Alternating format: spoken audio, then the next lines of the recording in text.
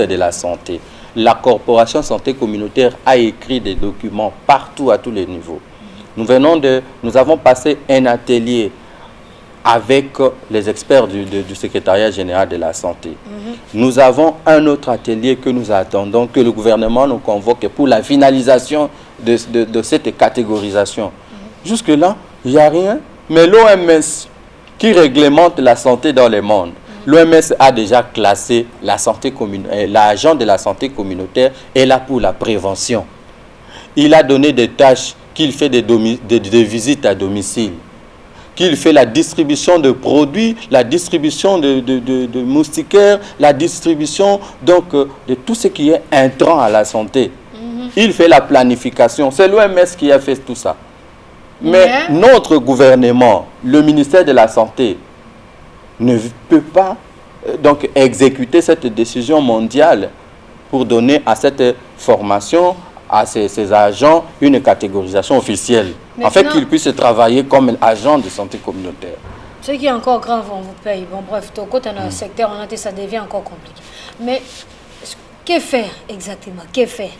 Parce que vous êtes en train vous avez dénoncé un point.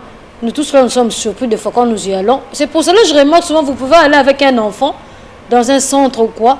Vous êtes en train d'observer même moto à couper sa moine en atonga. Toi à kosi mama boko. A comme si moi on est tikoba. A ko tobola bimisi akeya bimisi ake. Voilà. Donc là maintenant nous sommes en train de comprendre qu'il y a un mélange. Dans ces mélanges, on doit sélectionner. Il y a un mélange. Qu'on doit sélectionner. Il faut sélectionner. Il faut que le gouvernement congolais, le ministère de la Santé, fasse des documents pour affecter chaque agent selon sa formation. Nous ne sommes pas formés pour piquer. Nous sommes formés pour la planification, pour la prévention. Nous sommes formés pour la communication. Mais nous ne sommes pas formés pour piquer, nous ne sommes pas formés pour prescrire le médicament. Hein? Voilà, il y a un problème dans l'utilisation des agents donc, au ministère de la Santé. Et vous arrivez, nous croyons que ce sont ces agents même qui font ces histoires-là, mais vous arrivez au secrétaire général à la santé, on vous donne une affectation comme infirmier. Mais dis, là, c'est par souci, on ne sait pas comment vous utilisez ou on sait comment vous utilisez, mais nous ne savons pas comment vous déversez. Madame, ce n'est pas qu'on ne sait pas, ils savent. Parce que la conférence que je suis en train d'évoquer ici de Alma-Ata en 1978, lorsqu'on a parlé de soins de santé primaire, ce n'est pas seulement, je ne sais pas moi, à Alma-Ata. Notre pays, la RDC, était parmi les pays qui se sont regroupés là-bas. Aujourd'hui, nous parlons de la couverture santé universelle. Comment on peut arriver à la couverture santé universelle sans la prévention? Comment on peut arriver à la couverture de santé universelle sans la participation communautaire? Parce que la communauté ne connaît rien de ce qui se passe. On subit seulement les décisions. La communauté subit seulement les décisions. Vous serez surpris de voir que les agents arrivés chez vous, non, nous venons pour les vaccins. Quel vaccin? Ce vaccin va nous servir à quoi? D'où il y a beaucoup de refus parce qu'on ne comprend pas.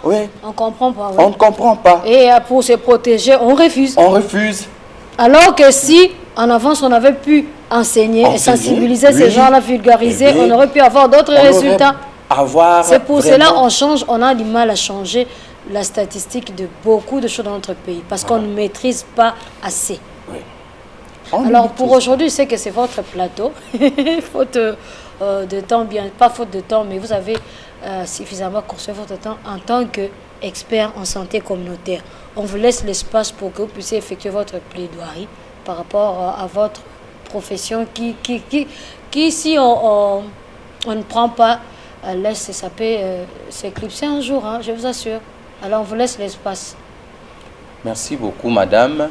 Nous allons adresser notre plaidoyer directement au président de la République, parce que c'est lui qui est le garant de la nation.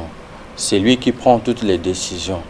Nous savons qu'il a la volonté de servir son peuple, mais qu'il puisse donner les instructions au ministre de la Santé de pouvoir signer certains documents sur sa table.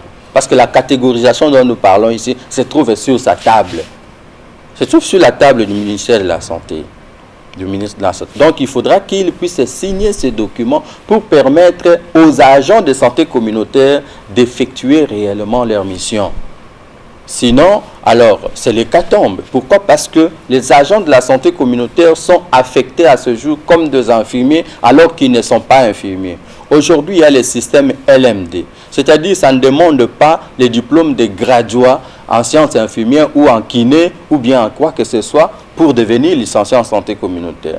L'enfant quitte à partir des humanités, comme nous sommes en train de subir les examens d'État ce jour.